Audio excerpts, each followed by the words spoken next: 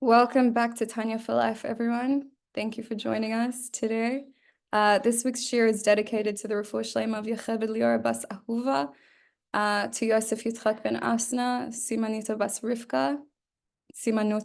Rivka, and our hostages, wherever they may be, and for our soldiers, wherever they may be, and for anyone else who needs a refuah shlema, think of them. Anyone else who needs an aliyah neshama like Neri Yosef Hashem ben Gidon, anyone who needs a shidduch or any bracha, Hashem should really bless them and give them. And really take time to protect our hostages, really protect them, shield them in a line of kedusha that no one can pass through and no one can cause harm to them at all, mentally or emotionally or spiritually. And may they be freed in safety soon. And may our soldiers be successful in all of their endeavors. And may this war be over soon with the eradication of Hamas and all of our enemies. So, thank you, Hashem. Let's get back to chapter 26 of Tanya. Hence, the profit of sadness is the joy which follows it. Very powerful. Again, remember, sadness, there is no merit to sadness in itself. It's only for joy which can follow sadness. That is the only good thing that can come out of sadness. Not in itself, but what happens after the profit. So why should this sadness lead the worshipper to joy? Good question. For thereby, through one's sadness, the spirit of impurity and of the sitra achra is broken, and so too the iron wall, which separates the person from his Father in heaven, Hashem, as the Zohar comments on the verse, a broken spirit, a broken heart you will not despise. The Zohar interprets the verse as follows. A broken spirit of the sitra achra is brought about by means of a broken heart. Since sadness over one's sins causes the sitra achra to be broken and the iron wall to vanish, it leads one to rejoice, as the Alter Rebbe now goes on to say. Then the preceding verses will be fulfilled for him. Make me hear joy and gladness. Restore to me the joy of your salvation and support me with your generous spirit. Again, remember, all these are verses from Chazal, verses from Psalms, and the Alter Rebbe is showing us how even it's in Psalms, and even though it's in Zohar, and even though it's in all of Chazal, like how we can make it real to us in our everyday and use it to help us achieve different levels that it talks about, you know, to be able to hear joy and gladness, to be able to have salvation from Hashem. So all of this is the Alter Rebbe is teaching us how to achieve through, you know, working your life actively. And the joy is the profit of sadness, whereas sadness itself is neither profitable nor advantageous. This is the simple reason that apart from the deeper mystical ones for the practice instituted by the Arizal of reciting the psalm containing the verses quoted above after Tikkun Chatzot, the midnight prayer, before resuming one's study, in order that one should study with the true joy in God that succeeds the remorse of Tikkun Chatzot.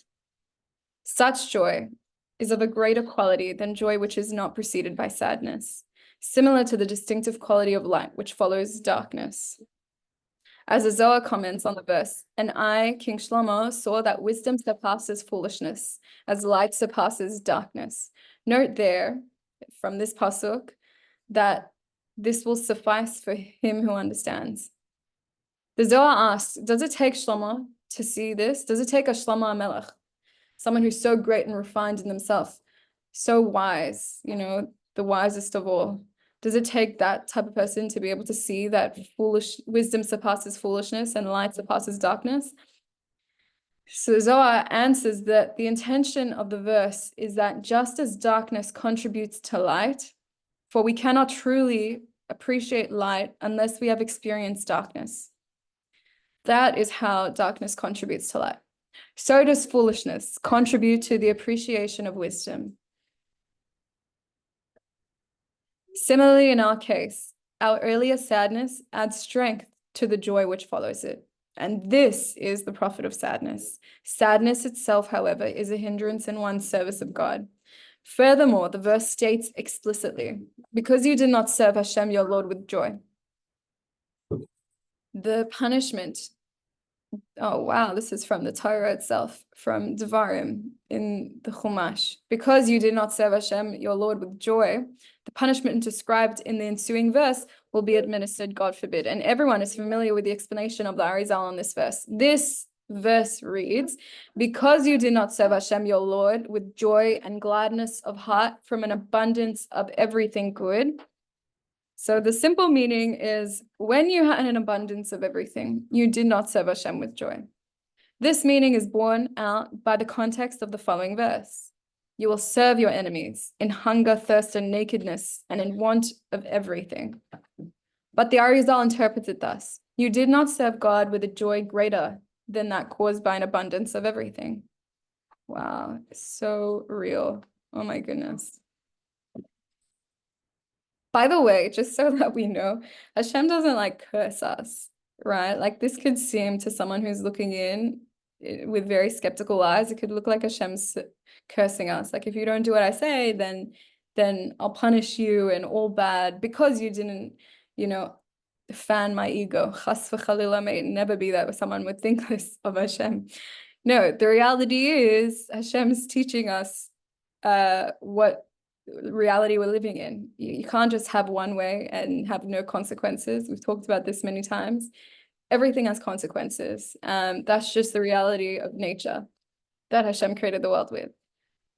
And that's why we're here in this lowest level of the world, because we're trying to create and cause a reality which is, refining the world, a reality that where the actions that we do refine the world, and make it a place where holiness can reside, and make it a place where Hashem is obvious. And how do we get that? Is when we make ourselves, like when we refine ourselves and we're able to act in a way that Hashem would want us to act, we're able to act godly, then the people looking in will definitely see something holy, something that's not the average, something that's not the everyday, the normal, right? That is making a dwelling place for Hashem in this world, that you can actually share Hashem's goodness, that other people can actually experience Hashem's goodness because you're giving them goodness, kindness. That's and not just kindness, but you're having boundaries. You're showing what it means to be a Torah person. Someone who follows in the ways of Hashem. So when you follow in the way of Hashem, then you make godliness more visible to the outside world, right? This is our purpose. This is our purpose here, to make a dwelling place for Hashem, because then Hashem can actually dwell in you. You're inviting Hashem to dwell in you because you're refining yourself. You're sacrificing all of the negative character traits that want to come up in response to what's going on inside or going on outside. So instead, you're choosing to sacrifice this and bring in HaKadosh Baruch Hu by learning the Torah, by learning what it means to be acting like Hashem, in the ways of Hashem. And so more and more you're allowing your mind to meditate upon the what's tov, what Hashem wants from us, then easier and easier it will be to actually put that into fulfillment, especially knowingly when you're sacrificing what you really want to do instead. It's a really high level, and you don't know how many brachas will come from that, and how much you will help other people who are struggling. Because when you're suppressing your own natural emotions and natural urges, it can be very extremely painful, and that is the experience of Mesiras Nefesh, when you give your life up for Hashem. So in the same way that we've been learning in these past few chapters of the soul would rather, give up its life here in this world than chas v'shalom choose to be separate from Hashem. So in the same way, when we're sacrificing our nature, our nature that wants to react to different situations outside, react to different thoughts inside, inside our mind, inside the feelings of our hearts, or whatever we're going through, where we just want to sacrifice for a godly purpose and to say, okay, even though it's so extremely painful, I know this is what Hashem wants. I know this is the holy thing. I know this is good to do. And so you do it, and it's like really, really powerful. So Hashem's teaching us, if you don't ivdu as Hashem b'simcha, what happens naturally?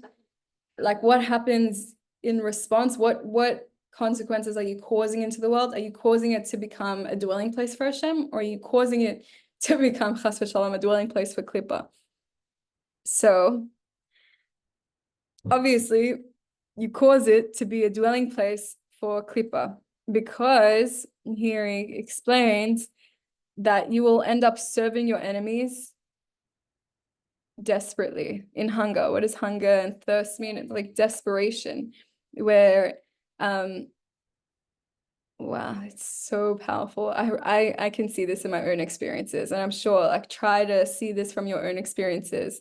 When you're not appreciative of like where you are, then you end up going for more and more and more and more and more in something else, something usually that's not holy, something that's just, using and abusing whatever dopamine effects you can get from different things, whether it's food or people, relationships, or even your own emotions. You can get high on your emotions, on the drama, and you can, get high on different relationship dynamics with other people, and causing a lot of angst and horrible emotions and feelings that can, spread to other people.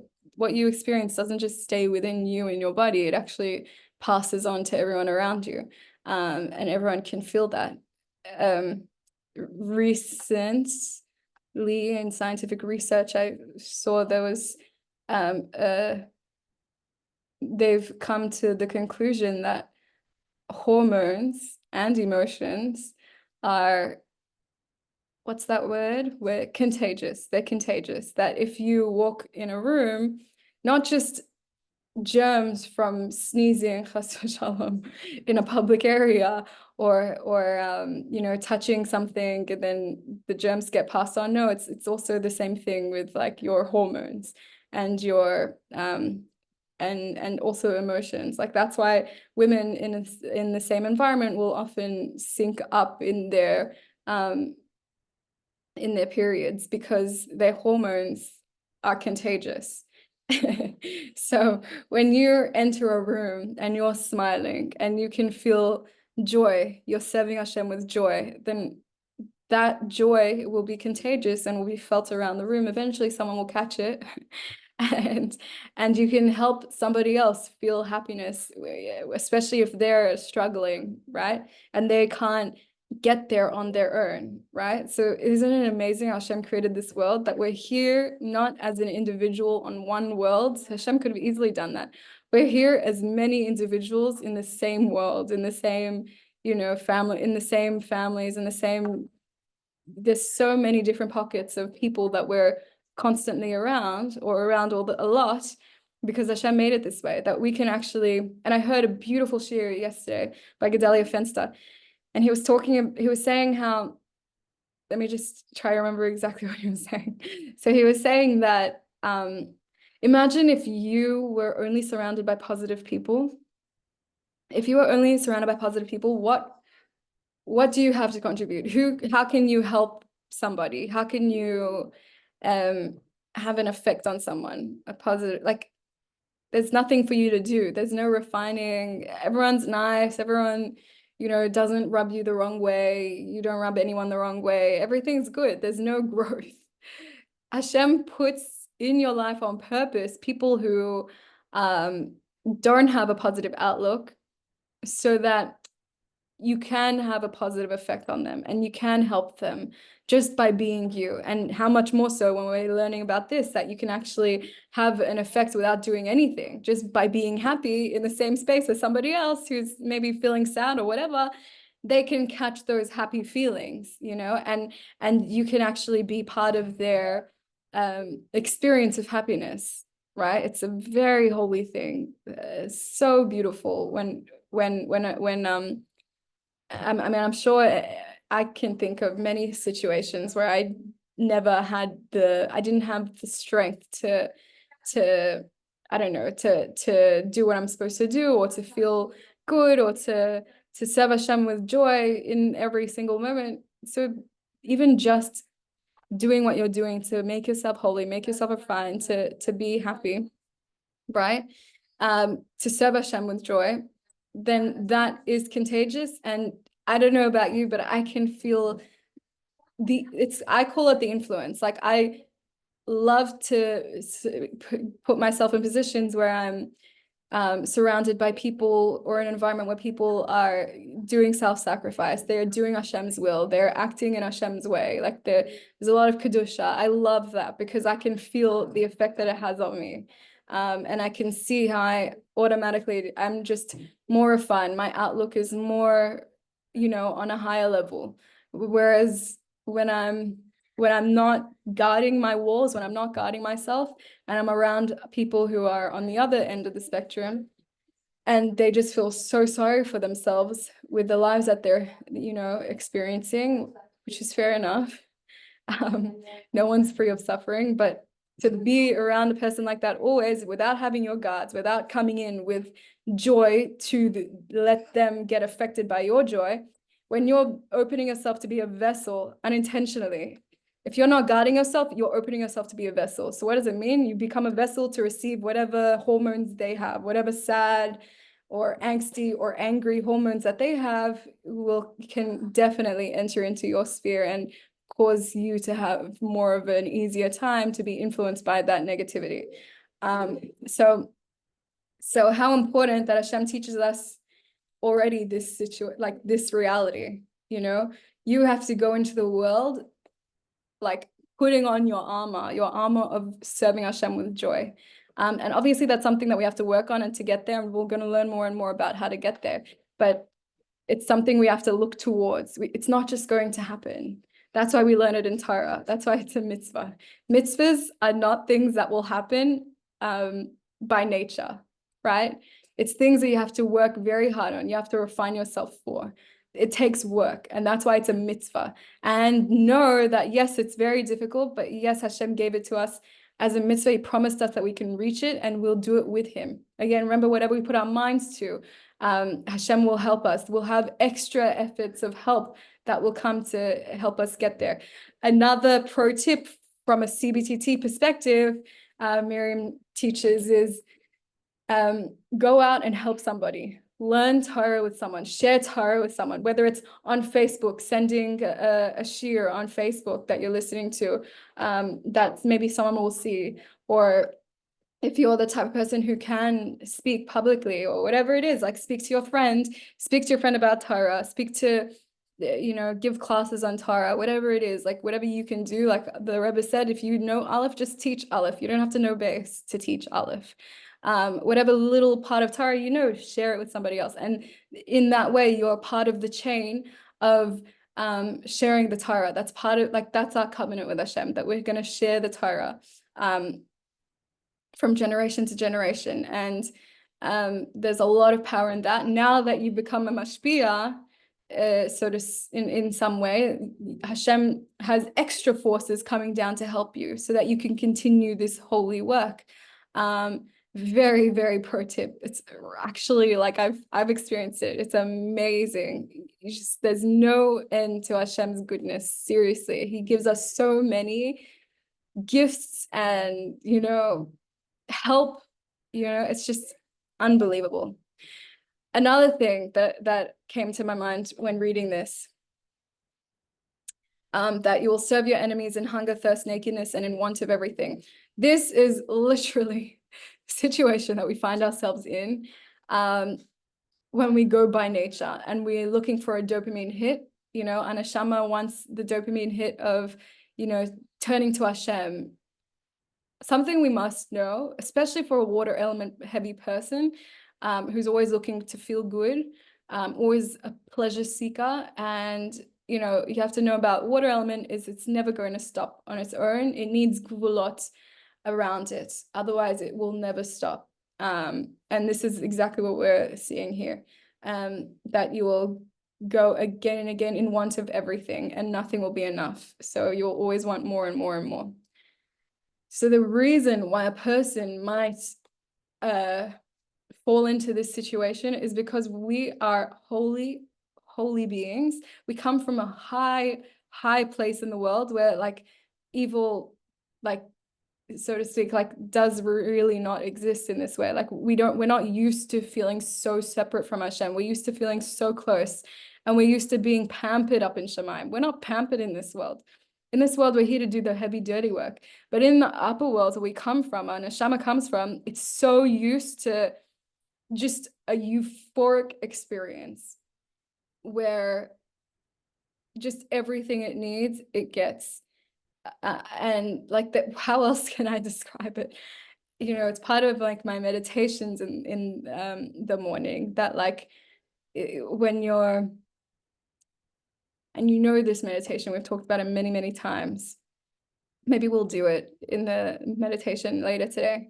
But when you see yourself as just a soul in Shemayim, before it comes down into this world, you feel every feeling that you're missing in your life in the world today, every feeling that you want, everything you're yearning for and crying for, you can imagine just being pampered with it in full force up in Shemayim with Hashem. You get everything you need there.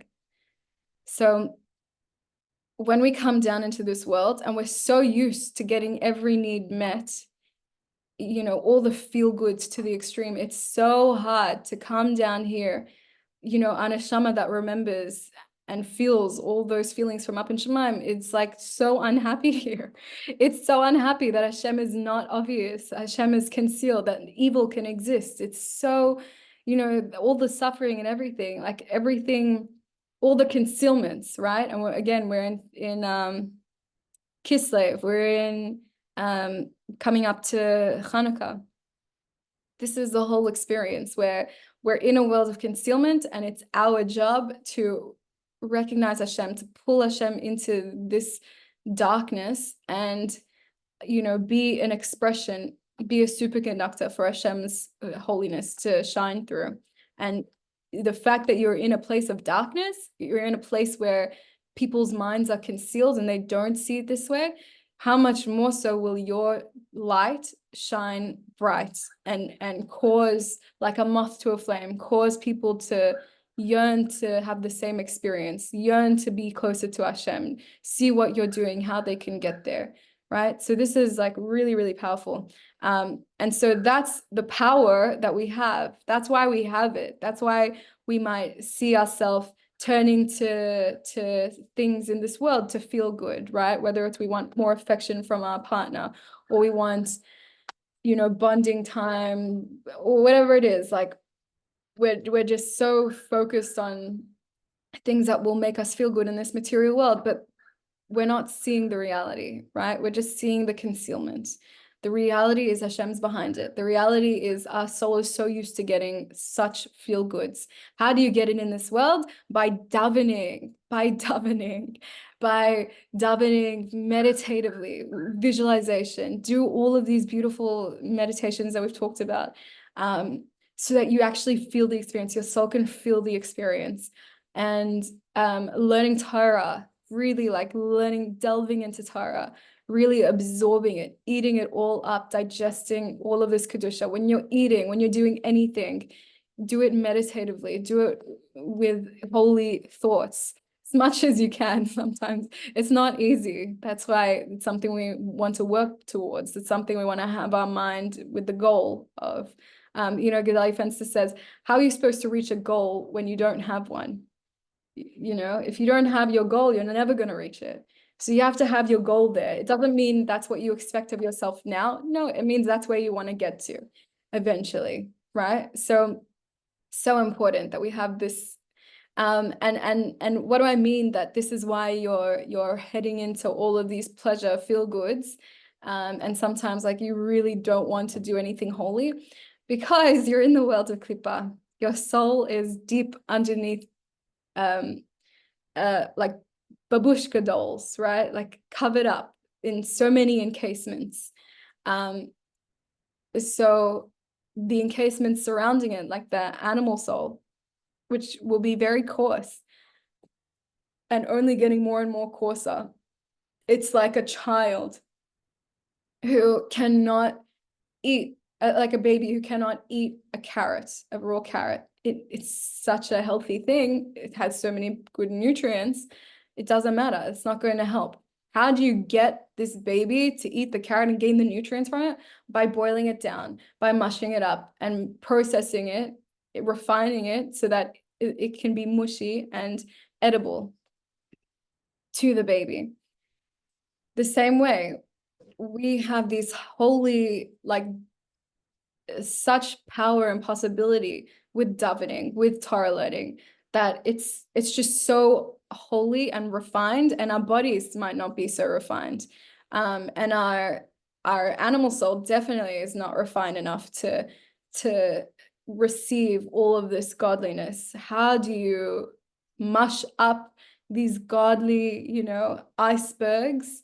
And I say icebergs because it's like, imagine in your mind, you have all of this Torah that we're learning, all of this davening, that all this holiness that you just don't want to do. It's because it's like icebergs that are in your head, like in a cup, In order to drink from it, you have to crush it up. You have to crush down the ice. You really have to crush it up and use a straw, then you can sip through. Same situation up here in the mind. You have to somehow crush up all of these icebergs of Kedusha and allow it to come into the heart, to where the animal soul, like a baby, lives. Something such a material, unrefined place, right? That's where the animal soul may be in this moment. What will do the mushing up for you? The meditating, using your earth element in a meditative way, visualization, right? All of this helps helps. Again, we said it before class, it's like what brings heaven and earth together. Why? Because the mediator is in your mind. So using this meditation will break down all of these like icebergs of Kedusha into something much more mushed up and more relatable and accessible to the baby of the animal soul, right? That's why it's really, really important. Imagining, visualization, slow, like really just, okay? Because then in that way, we're able to use our powers. We're able to step up to and experience the feelings of Kedusha. And our desire to take in everything will calm down, and it can actually be transferred to the Kedusha. Because what's the point of the water element? The point of the water element is that you desire godliness, and you will write up spiritual, forgot what it's called, but you'll just have one more of spirit, amass. You'll amass spirituality. That's important, and that's a good thing. And so you must know the reason that you may have a tendency towards feeling good in this world and getting lost in the concealments of this world is because you have a holy soul, which is used to incredible pleasure from just being close to Hashem. And so when you're able to rechannel that water element to Kedushitic avenues, in this way, then you're actually going to feel even greater. It's going to give you such a high eventually, and you just can keep amassing and amassing. And that's how you come closer to Hashem. That's how you build a relationship with Hashem. That's how you are able to make yourself a superconductor for Hashem, for Hashem's light to shine into the world. Because you know what's reality, what's godly and what's not godly. So you can choose, you can go into your life actively with a mind that can choose what you want to do and what you don't want to do. A mind that can choose what you're going to sacrifice of yourself and what you're going to, what your goal is, what your purpose is. And the purpose obviously is the godly, the Kedusha, and acting like Hashem, being like Hashem, because that's what he wants. And the sacrificing is sacrificing getting lost to the concealments, right?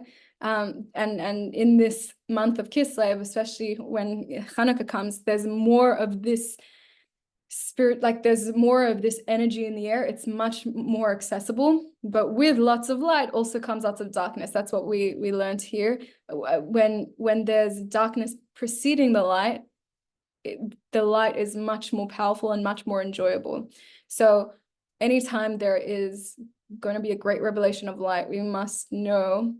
And this is what Fenster said. He actually said in the opposite way. He said, anytime that there is a difficulty, a great concealment, challenges, you must know that there's a lot of light at the end. And so hold on to that knowledge and just go through it. Just go through it. Don't try to avoid it. Just go through it and you'll reach the holy light. So he gave a beautiful experience, his own experience. He said, anytime someone goes to Uman, right, to see Rabbi Nachman of Breslov, there's always issues. Like the way there is always crazy. You can be there like way early and then have missed your flight. Or, they have to change your ticket. Or he ended up on, he was supposed to go to like one place and he ended up in a different country, like whatever it is. But all of that, like he met people on the way. He was able to go to the Baal Shem Tov's grave, which he wouldn't have gone to, the Baal Shem Tov's keva, like massive stuff. And in the end, there's so much light when you eventually get to Uman, that's the light. And from going there and davening and everything, like there's so much light that comes into the world, and so much Yeshuas.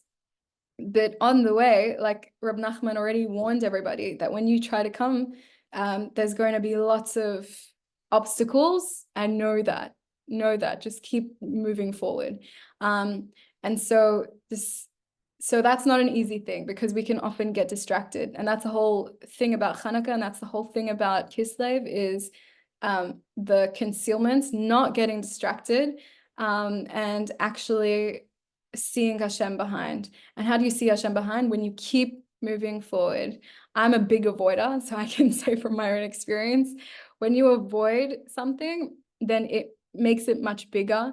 It's really not a good thing. It makes it much bigger. Your body comes up with associations, your mind comes up with associations and triggers, and then it's harder to go through something. Coping mechanisms get involved, it's really delving into the concealed world. The dopamine hits, right? And all of that to numb out and to not have to deal with what you have to deal with, okay? Eventually.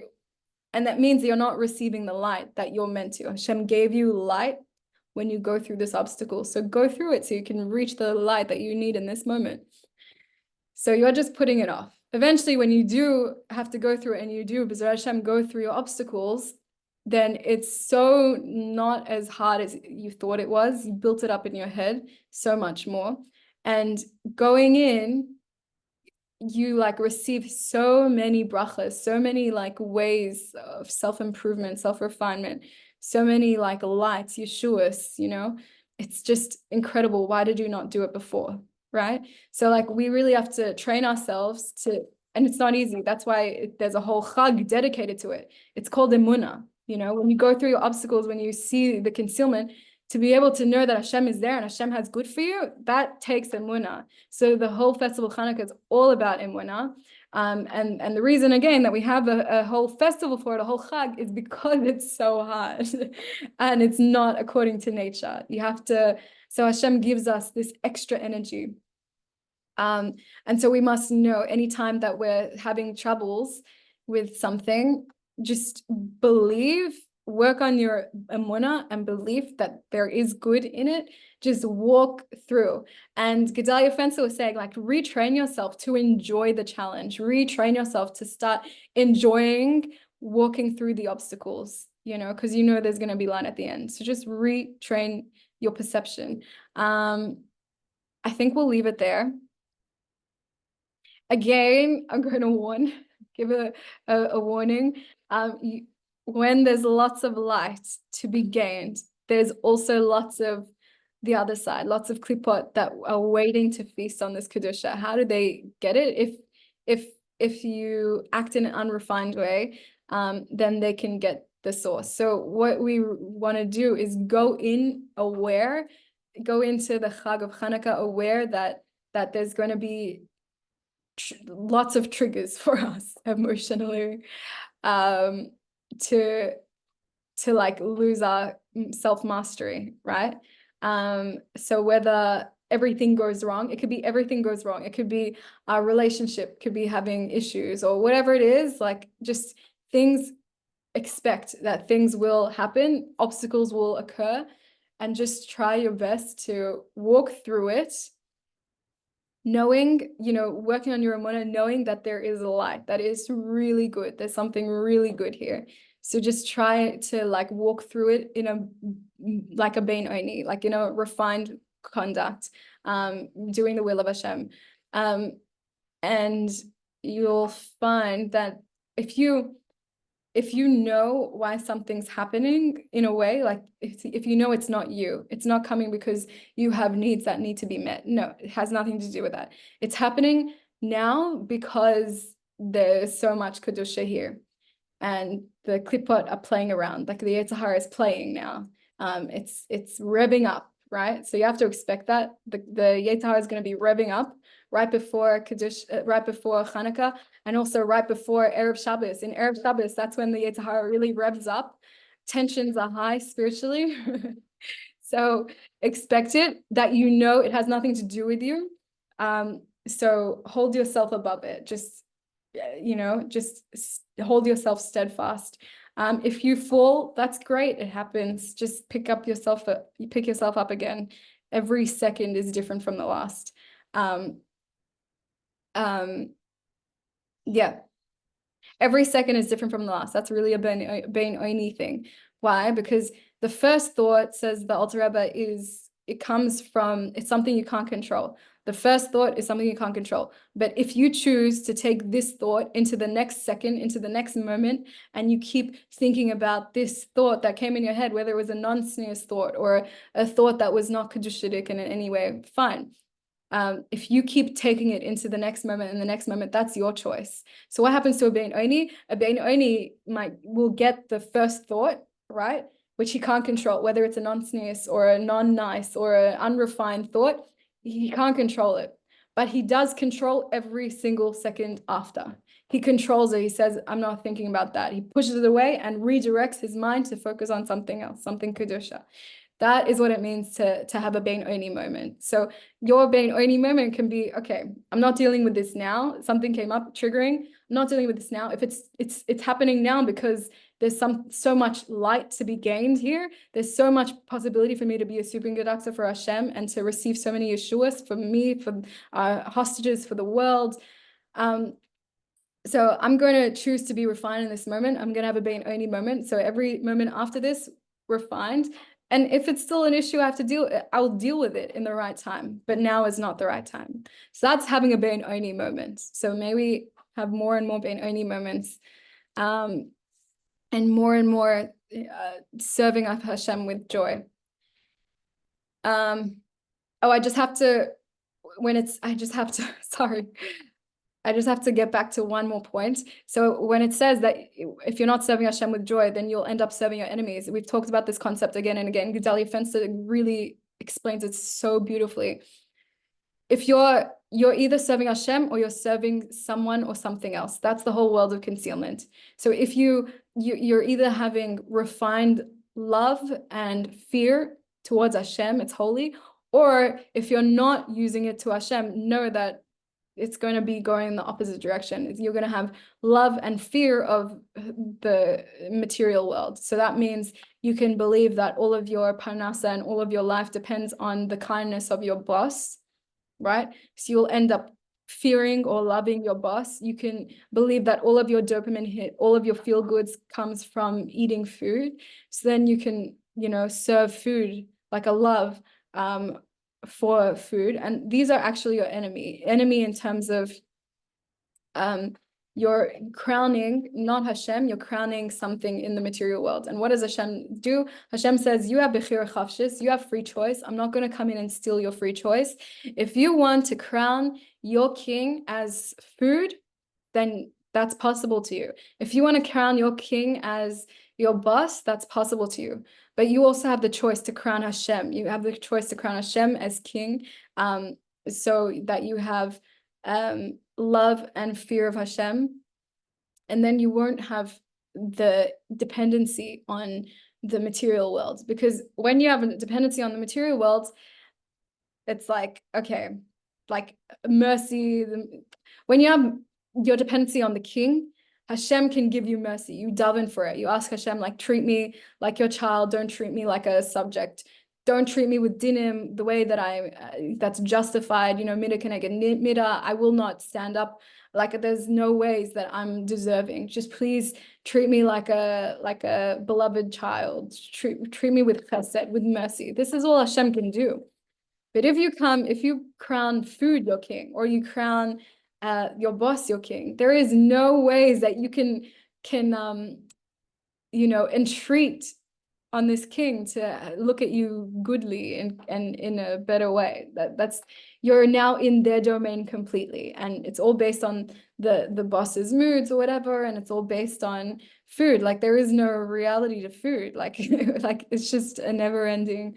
It's just crazy. So that's what it means. You'll end up serving your enemies, because these are not things that you want to be serving. These will end up being your enemies because it will not lead anywhere good. So that's why we have to keep training ourselves. It's not easy. Again, there's a whole festival. Chanukkah is all about this, retraining yourself. It takes so much emunah, and emunah, it takes like really learning, refining, just really having these concepts all the time, and working towards, again, having the goal that you're working towards. So with that, we'll leave it here. Thank you so much for joining us. Let's do our meditation. And B'ezras Hashem, farbrang after for some time. Okay. So I invite everyone to really let go of any tensions in your mind, tensions in your heart, tensions in your body. Just breathe out. Breathing in, imagine from all the vacated space that you breathed out, imagine Kedusha, Hashem's Kedusha is entering into you. And as it enters into you, feel your neshama just rejoicing. Oh, this is Hashem. Oh, I've been waiting. Oh my goodness, thank you, Hashem. Welcome into this body. Welcome into this holy body. And imagine just this beautiful reunion of your soul and Hashem.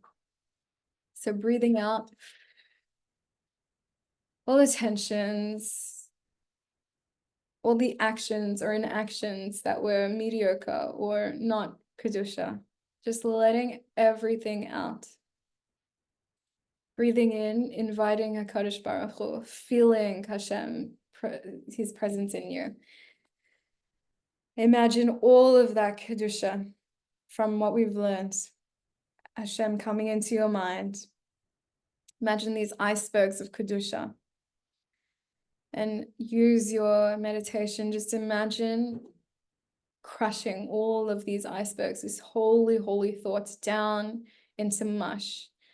And see as like there's a straw that connects your mind inside of your body to your heart, to exactly where the animal soul resides. And now imagine as all of this Kedusha slowly, slowly is entering through this straw, connecting to your heart. and just watch as the animal soul is able to process it, able to digest it, able to eat this up. And watch as just automatically this animal soul sheds different layers of dirt. Watch as the blood pumping through the heart, this holy, refined kedusha pumping through your heart, it now becomes absorbed into the blood, which then goes all the way down your body, down all of your limbs, through every organ, and it circulates, goes to the other side, goes all the way up your side of your body, all the organs, goes through your spine, goes through your back, goes through your front, goes through everything, coming up again to your head. And imagine just all of this holy pumping through your body. And again, it starts again. In the head, you can see more of Hashem's Kedusha coming in, slowly, just organically, just sliding down into the heart through the straw. And this heart getting more and more refined. And you can feel the Kedusha merging with the blood. And pumping through, cleaning this heart out and pumping through the body, through all the organs, through all the orifices, everything. And just keep circulating. Just imagine this continuing to happen. And as it happens more and more, you see and you feel this light that's shining through you. You have this Kedusha that's running around through you. And you can feel its effect in your eyes. As you open your eyes, you can see a light in your mind's eye. You can see like light beaming through, not just any light, but Kedushitic light, a warm light, a Kedusha light that's just shining out into this dark space that you're in. You can feel it and you can see that your body is glowing. There's some powerful aura that's coming from within you, from this Kedusha. And with your ears, you can see that there's just light, this Kedusha beaming out of your ears, this light beaming out of your mouth, beaming out of your nose, beaming out of your being. And as you look around the room, again, you can see people.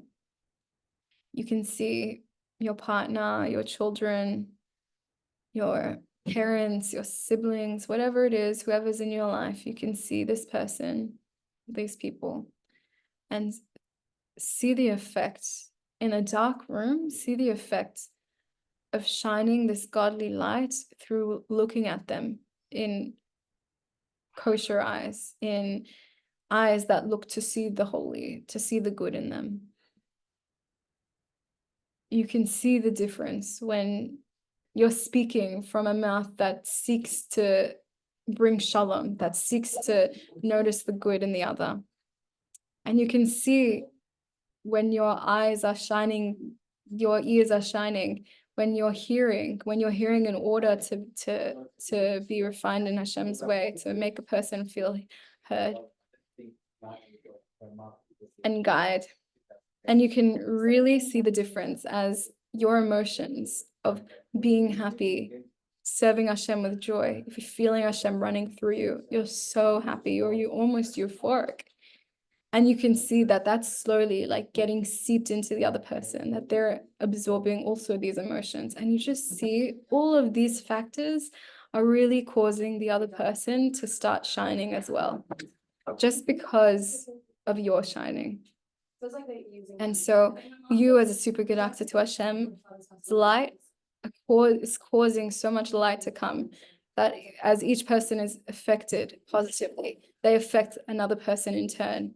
And how much light is coming into this room, that it's no longer dark, that it's full of light and full of happiness, full of people serving Hashem with joy. And you can see yourself as like a menorah being lit, and all of these people as parts of the menorah as well, being lit. And we are Hashem's miracle. And so may Hashem help us to strengthen our emunah, especially in the times where we're stuck in concealment. May Hashem help us to have the courage to act and to move through obstacles instead of getting lost in the concealments. May we serve only Hashem with love and fear of Hashem, and not our enemies, not the concealed world. And may we want and desire only Hashem, and may we amass spiritual wealth and really protect our godliness. Thank you for joining us today. That is the end of our class today. B'ezras Hashem, we'll see you next week.